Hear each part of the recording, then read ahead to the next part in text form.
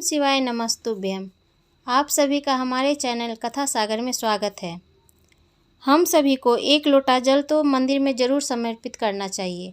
अगर हम एक लोटा जल नहीं दे सकते हैं तो प्रदीप जी मिश्रा बताते हैं कि दो चीज़ शंकर भगवान को बहुत पसंद है, एक त्रिकुंड और एक रुद्राक्ष की माला।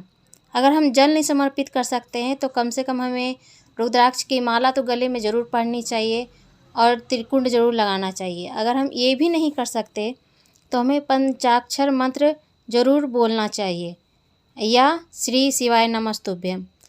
तो इसके बारे में अब आगे प्रदीप जी मिश्रा से सुनिए।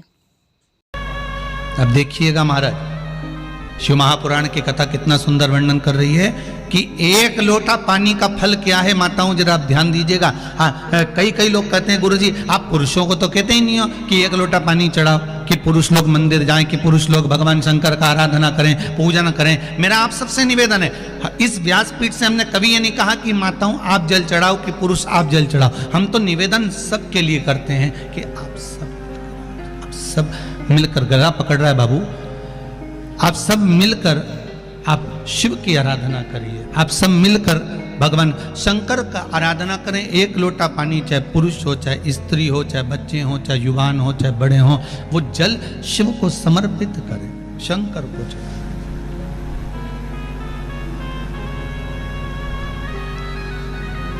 शिव को जल समर्पित करो।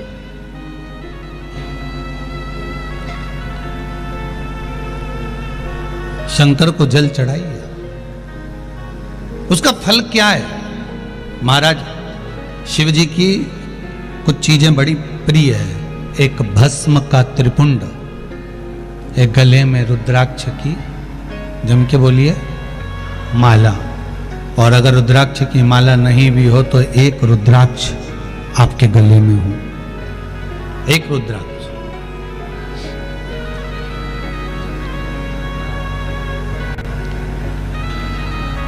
मस्तक पर त्रिपुंड हो, गले में रुद्राक्ष हो और मुख पर या तो पंचाक्षर मंत्र नमः शिवाय ओम या ओम नमः शिवाय या श्री शिवाय नमस्तुभ्यम।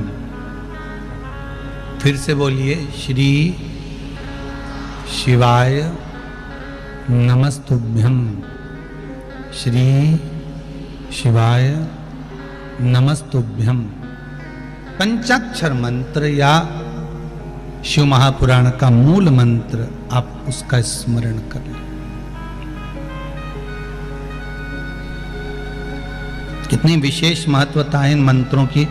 आप लोगों के पत्र में वर्णन किया है, आप लोगों ने बड़ा सुंदर सुंदर बोला है।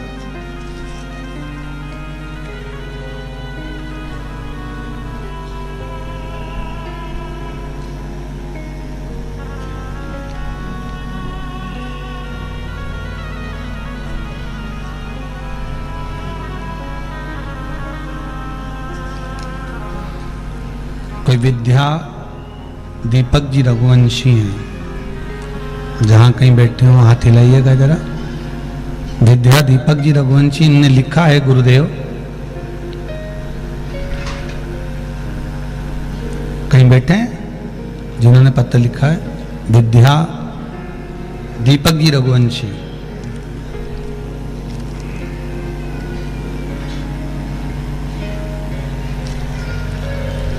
इन्होंने पत्र में लिखा है कि गुरुदेव आषाढ़ महीने में मैंने पशुपति व्रत किया था। मेरी 2 मनोकामना थी जिसके लिए मैंने व्रत किया था।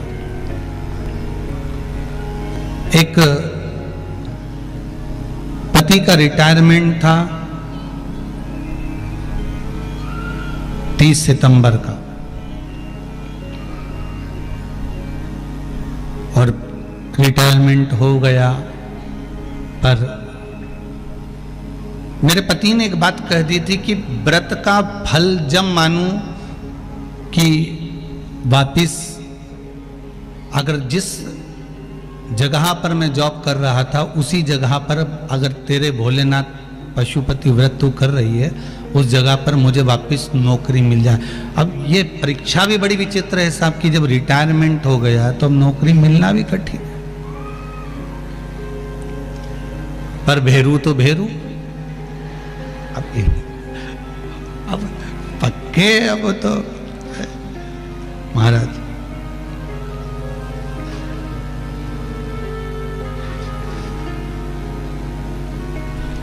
गुरुजी, मैंने पशुपति व्रत किया और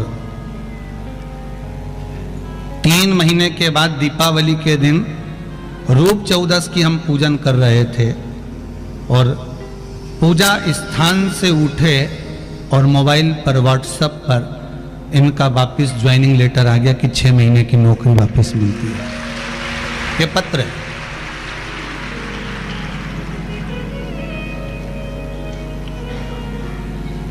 जब जहां से सब आज समाप्त हो जाए, सब जगह से जब फिर वही बात आ गई, हम पहले भी कहे आज फिर कहते हैं, जब सबको परख लो,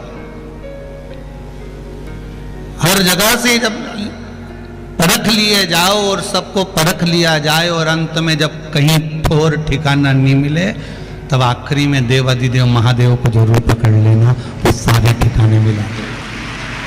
और एक बात अपनी जिंदगी में उतार कर रख लीजिए कि जब कोई मार्ग आपको चलने के लिए ना मिले, कोई रास्ता आपको चलने के लिए ना मिले, तो कुछ समय शंकर जी के मंदिर के दरवाजे का रास्ता पकड़ लो या फिर शिव महापुराण के दरवाजे का रास्ता पकड़ लो, तो सारे रास्ते अपने आप मिलना प्रारंभ हो जाते हैं अपने आप।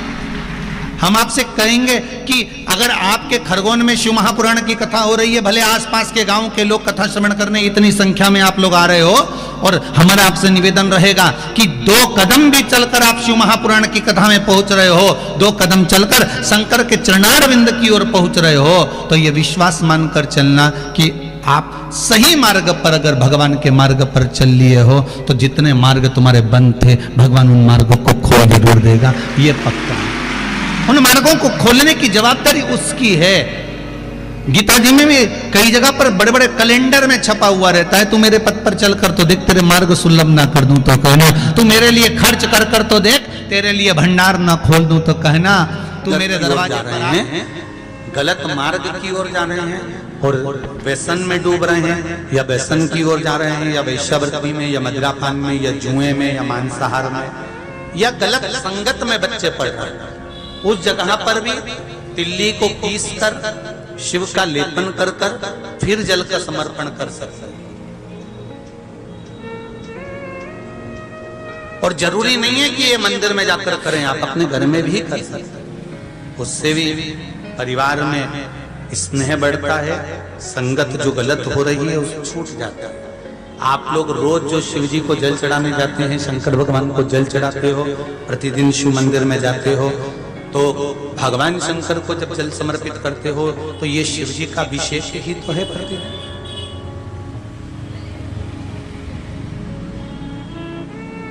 जितना तप माता पार्वती जी ने करा है, उतना ही उससे भी अधिक तप माता गंगा जी ने करा है शंकर।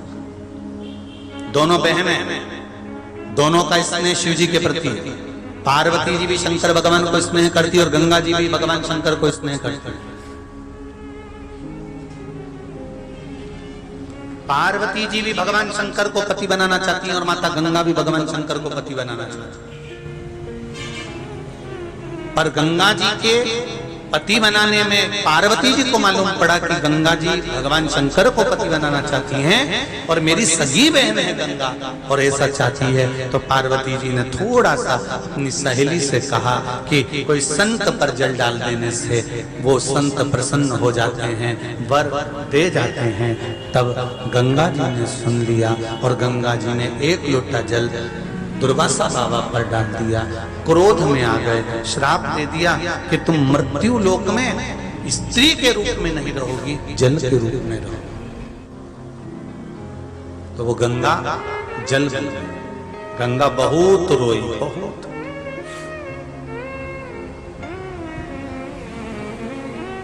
कई बार हमारा कोई काम नहीं होता, हम आस लगा के बैठे रहते हैं वो काम नहीं होता तो हमको रोना आता।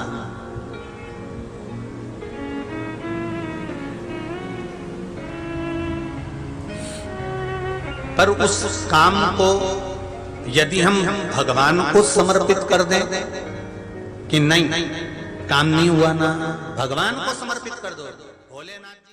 ऐसी ही जानकारियाँ प्राप्त करने के लिए इस चैनल को लाइक, शेयर और सब्सक्राइब जरूर करें।